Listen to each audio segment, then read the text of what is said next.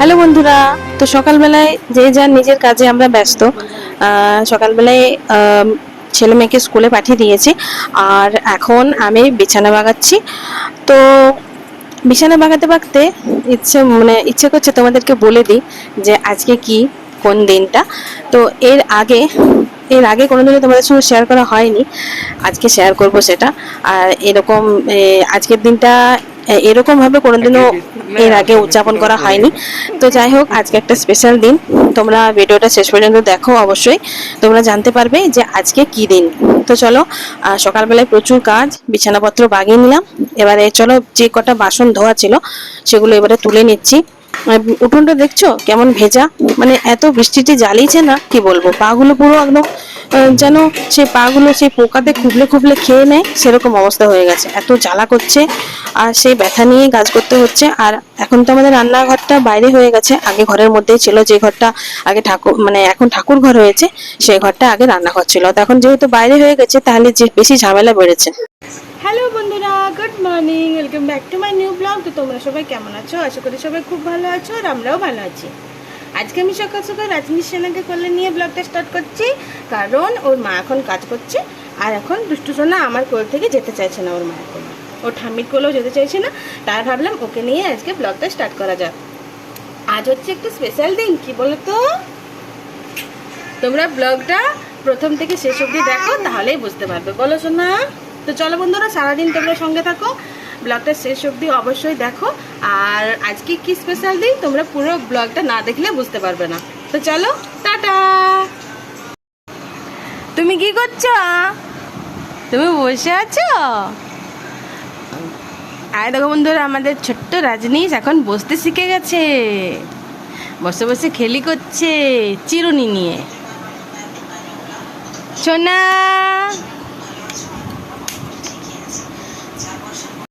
আজকে রান্না বান্নার প্রচুর চাপ, কারণ চটজলদি রান্না সেরে আজকে ভাবছি মেয়েকে একটু চুল কাটাতে নিয়ে যাব। তো এখানে দেখো, খসলাটা আমি হালকা একটু পিষে নিয়েছি আর ভেজতে দিয়ে দিয়েছি, খোসাগুলো ছাড়িয়ে পরে। আর এখানে আছে ঝিঙ্গে আর আলু, যেটা দিয়ে তরকারি বানাবো। আর এখানে আছে মাংস আর মাছ, দুখানা মাছ আছে মা আর কাকিমার জন্য। তো ওটা ধুয়ে পরিষ্কার করে নুন হলুদ মাখানো আছে, আর মশলা করাও হয়ে গেছে। মাংস কেটে নুন তেল মাখিয়ে পরে আমি মশলা করে নিয়েছিলাম। আর যেহেতু বৃষ্টির দিন, চটজলদি রান্না করে নেওয়াই ভালো। আর জানি না মেয়েকে চুল কাটতে নিয়ে যেতে পারবো কিনা, তো এখন আমি মাংস বসিয়ে দিয়েছি, এখানে মাংস কষানো হচ্ছে। তো এই চলো, মাংসটা এখন কষিয়ে নিয়ে প্রেসার কুকারে দিয়ে দেবো, কারণ প্রেসার কুকারে একটু না দিলে না তাড়াতাড়ি সেদ্ধ হয় না। আর অল্প এক টুকরো আমি পেঁপে দিয়েছি, যাতে তাড়াতাড়ি সেদ্ধ হয়ে যায়। আর বাকি রান্না আমার কমপ্লিট হয়ে গেছে। আর তোমাদের সঙ্গে তো আগে শেয়ার করলাম আজকে কি কি রান্না করব। তো তবু মেয়েকে যখন চুল কাটিয়ে নিয়ে আসবো, তারপর তোমাদের সঙ্গে শেয়ার করব আজকে কি কি রান্না করেছি। কোথায় যাচ্ছ দীপু? দেখি মুখটা। রাগ হয়েছে কেন? না, ওরকম করলে চলবে কি?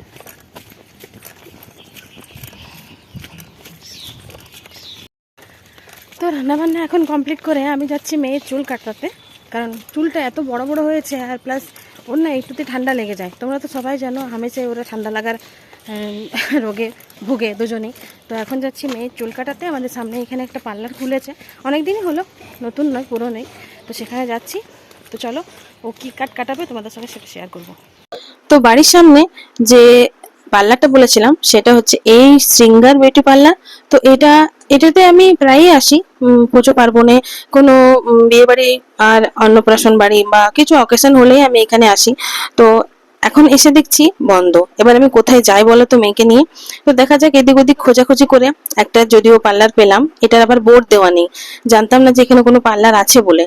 তো যাই হোক, আশেপাশের আমাদের পাড়া প্রতিবেশী গুলো এই পার্লারটার খোঁজ দিল। প্রচন্ড গরম, মাথায় স্নান করেছি, চুলটা পুরো ভেজা। আর মেয়ে অলরেডি চুল কাটতে বসে গেছে, আমি একটু আইব্রো করে নিলাম টুক করে। তো এই যে মেয়ের চুল কাটা শুরু হয়ে গেছে। আমি প্রথমে আইব্রো করলাম, কারণ আইব্রো গুলো কেমন মানে ভালো দেখাচ্ছিল না। তো সেই আমি করেছি, অন্নপ্রাশন বাড়ির সময় করেছিলাম আইব্রো। তো আইব্রোটা খারাপ হয়ে গেছিল, তাই আমি এখন মেয়েকে চুল কাটার অজুহাতে নিজেরও আইব্রো করে নিলাম। তো যাই হোক, এই যে তোমাদের সঙ্গে এবারে শেয়ার করি আজকে কি কি রান্না করেছি। এখানে ঝিঙ্গে দিয়ে খসলা দিয়ে, আজকে পোস্ত দিয়ে করিনি, পেঁয়াজ দিয়ে ঝিঙ্গে খসলা। আর এখানে আছে মাংস, আর মাছ তো তোমাদের সঙ্গে শেয়ার করেইছি, তবু আরেকবার দেখে নাও। তো এই যে মাংসের ঝোল ঠান্ডা হয়ে গেছে, এটা খাবার সময় আরেকবার গরম করতে হবে। এসেছি অনেকক্ষণ হলো, মেয়েকে স্নান করালাম, আর এবারে মেয়েকে খাওয়াবো, তো তাই ভাবলাম তোমাদের সঙ্গে শেয়ার করি আজকে কি কি রান্না করেছি। এই দেখো আমাদের ছোট্ট আন বসে গেছে। বিয়ে হবে নাকি ভাই? কে গো এটা? এটা কাদের ঘরের বউ গো? কাকিমা। জানি কে করেছে? এখন সন্ধ্যাবেলা চলে এসেছি আমার গোপাল সোনার কাছে। গোপাল সোনাকে ওই যে সকালবেলায় একটা রজনীগন্ধা ফুলের মালা দিয়ে সাজিয়েছিলাম, সেটা এখনো তরতাজা আছে। যেহেতু বর্ষাকাল, স্যাঁতস্যাঁতে আবহাওয়া, তাই একটু ফুলগুলো এখনো একটু তাজার মতোই আছে। তো এখন সন্ধ্যাবাতি জ্বেলে দিচ্ছি, বাচ্চাগুলোকে পড়তে বসাবো। আর চলো বন্ধুরা, ওরা নিজের মতো করে পড়বে, আর একটু পরেই রান্নাঘরে যাব। আর আজকে কি স্পেশাল দিন সেটা তোমরা এক্ষুনি জানতে পারবে, তোমরা ওয়েট করো। তো চলো, আজ কি কি স্পেশাল রান্না করব তোমাদের সঙ্গে শেয়ার করি। আজকে যে স্পেশাল দিনটা সেটা হচ্ছে আমার শাশুড়ি মায়ের জন্মদিন। তো এর আগে কোনোদিনও শাশুড়ি মায়ের জন্মদিন আমরা পালিনি। তো এবার ভাবলাম যে পূজাও এসছে, দুই বউ আর দুই ছেলে মিলে এবার আমরা মায়ের জন্মদিনটা ধুমধাম করে পালন করব। তো যাই হোক, চলো, গোপাল সোনার জন্য একটা সন্দেশ এনে দিয়েছে তোমাদের দাদা ভাই, দুটো, একটা নয়। তো দুটো সন্দেশের মধ্যে একটা সন্দেশ গোপাল সোনাকে খাইয়ে দিলাম। চলো এবারে রান্নাঘরে যাই, দেখি কি রান্না করতে হবে। এখানে আলু সেদ্ধ করতে দিয়ে দিয়েছি। আলু সেদ্ধ করতে দিয়ে দিয়েছি মানে তোমরা বুঝতেই পারছো আজকে কি রান্না হবে। এখানে হবে ঝাল ঝাল করে আলুর দম, যেটা আদা, জিরে আর মগজদানা, কাঁচা লঙ্কা দিয়ে ভেজতে দিয়ে দিয়েছি, এটা মশলা পেশা হবে। আর হবে পনির ফ্রাইড রাইস। তো পনির ফ্রাইড রাইস করার জন্য গরম মশলা, গোটা গরম মশলাগুলো গরম জলে আর চালটা এখানে ফুটতে দিয়ে দিয়েছি পূজা। তো যেহেতু আমাদের পুজো সোনা কাঁদছে, তো ও একটু গেছে বাবুকে খাওয়াতে, তো সেই ফাঁকে আমি ভিডিও বানাচ্ছি। এখানে দেখো চালটা হাফ সেদ্ধ হয়ে গেছে, একটু ফুটে উঠুক তারপরে নামিয়ে দেবো। তো আজকে এই পনির ফ্রাইড রাইসটা প্রথম বানাচ্ছি। আগে আমি ভেজিটেবল ফ্রাইড রাইস বানিয়েছি, কিন্তু পনির ফ্রাইড রাইসটা ওই একই সেম প্রসেসে। চলো তোমাদের সঙ্গে শেয়ার করি কি কি আনাজ আছে। এখানে আছে গাজর, ক্যাপসিকাম, কাজু আর কিশমিশ, পনির।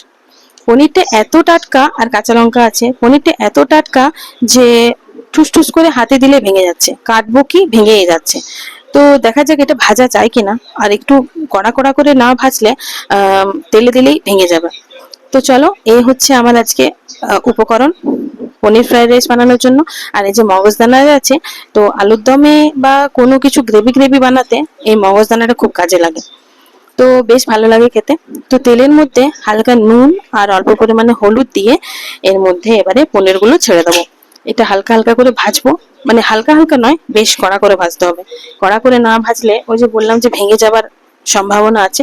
তো দেখা যাক, দিয়ে দিয়ে দিলে চলো। তো আমি যেহেতু ক্যামেরাটা ধরে আছি, তো এটা পূজা ভাজতে দিচ্ছে। জানি না ও কতক্ষণ রান্নাঘরে থাকতে পারবে, কারণ এই সন্ধ্যাবেলাটা আমাদের রাজনীশ সোনা এত জ্বালাতন করে, প্রচন্ড প্রচন্ড জ্বালাতন করে। মা একদম সামলাতে পারে না। আমরা যেহেতু দুইজনে এখানে খাবার করি, তো ও প্রচন্ড জ্বালাতন করে, তাই ওকে কখনো কখনো নিয়ে আসতে হয় রান্না করে। তো যাই হোক, চলো পনিরগুলো হালকা হালকা ভাজা ভাজা হোক, তারপর নামিয়ে দেবো। পনির ভাজা তেলে এই দেখো কি অবস্থা হয়েছে। পনির ভাজা তেলটা এত কালো হয়ে গেছে, ওর মধ্যে আনাজগুলো দিয়ে দিয়েছি, কারণ তেলটা অনেকটা পরিমাণে ছিল। ওটা এবার রাখবো, তো ওটা দিয়ে কি রান্না করবো, তাই ভাবলাম যে ওই ভাজা তেলটার মধ্যেই আনাজগুলো দিয়ে দিলাম। আর হ্যাঁ বন্ধুরা, বিনসটা তোমাদের সঙ্গে শেয়ার করা হয়নি, বিনস দিয়েছি। তো ওই তেলের মধ্যে অল্প চিনি আর হালকা আরেকটু নুন দিয়ে ভাজা ভাজা হয়ে গেছে, তো তার মধ্যে রাইসটা দিয়ে দিয়েছি। আর এই যে দেখো, তারপরে একদম সর্বশেষে পনিরগুলো দিয়ে এবারে নামিয়ে দেবো। আমার পনির ফ্রাইড রাইস রেডি হয়ে গেছে, আর এখানে আলুর দমও রেডি হয়ে গেছে। চলো এবারে কেক কাটার পর্ব হবে, তাই ঘরটা একটু ভালো করে সাজাতে হবে। সেরকম ভাবে তো সাজানো গোছানো হবে না, বেলুন কিনে নিয়ে এসেছে ওই বাচ্চাগুলোর আনন্দের জন্য, বেলুন গুলোই সাজিয়ে নেবো। চলো এবারে ওই ঘরে যাই, দেখি গুলো বাচ্চাগুলো কি করছে। তো হ্যালো এভরিওয়ান, গুড ইভিনিং। এখন আমার শাশুড়ি মায়ের, এখন আমরা বার্থডে সেলিব্রেট করব, তার জন্য আমরা মোটামুটিভাবে রেডি হয়ে গেছি। চা গরম লাগছে, কি রেডি হব, রেডি হবার তো কোনো উপায় নেই। তবুও যেহেতু কেক কাটা হবে, যেহেতু কেক কাটা হবে আর ছবি তোলা হবে, তাই কোনো রকমে একটা ড্রেস পরলাম এটা। আর একটা মোটামুটিভাবে চুল বেঁধে নিয়েছি, যেরকম ক্যাজুয়াল লুকে বাড়িতে থাকি সেরকমই আছি, শুধু ড্রেসটা চেঞ্জ করেছি। তো চলো এবারে তোমাদের সঙ্গে শেয়ার করি আমাদের বার্থডে সেলিব্রেশন। টাটা। তোমার দাদা ভাই চটজলদি আজকে কোন দিকে সূর্যটা উঠেছে কে জানে, মায়ের জন্মদিন পালন করা হবে ওই জন্য। আর তুমি বেলুন নিয়ে এসছো, ভাই বেলুন নিয়ে এসেছে। কি আরো বেলুন দাদা আরো বেলুন চলো তুমি নিয়ে আসো। তুমি এই ড্রেসটাই পরে থাকবে কি? ঠিক আছে।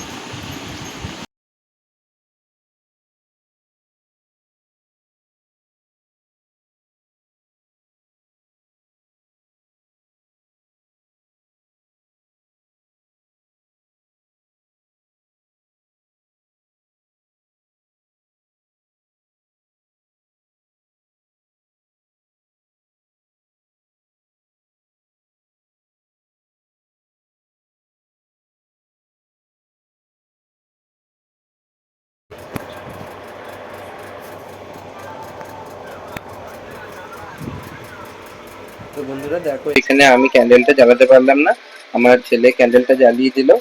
আর মা এখানে মানে কেক কেটে নেবে। হয়তো জীবনে মায়ের এটা একটা প্রথমবার কেক কাটা জন্মদিনে। আসলে আমাদের সকল বাঙালিদের মেয়েদের জন্মদিন তো কখনই পালন করা হয় না সেভাবে। এখন যদিও হয়ে থাকে, পুরোনো যুগে একেবারেই হতো না।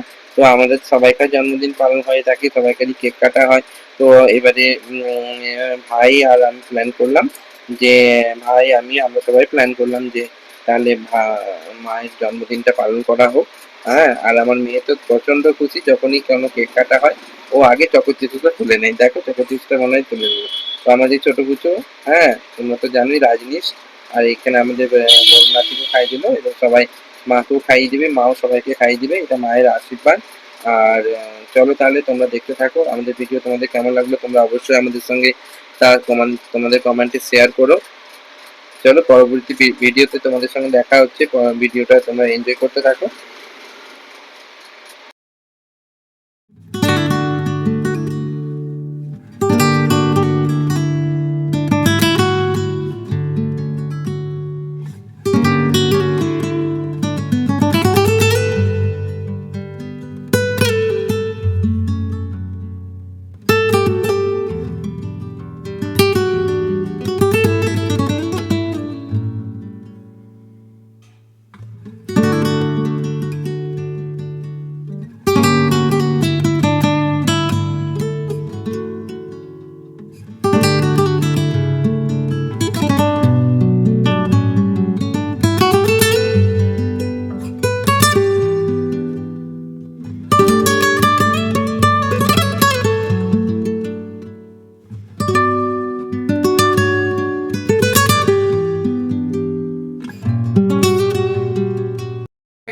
তো বার্থডে সেলিব্রেশন করা হয়ে গেছে, এখন চলছে কেক ডিস্ট্রিবিউশন। আমরা সবাই মিলে এখন কেক খাবো।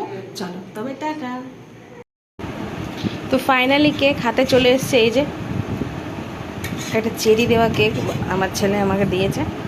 চলো এটা খাওয়া যাক। 16 তারিখে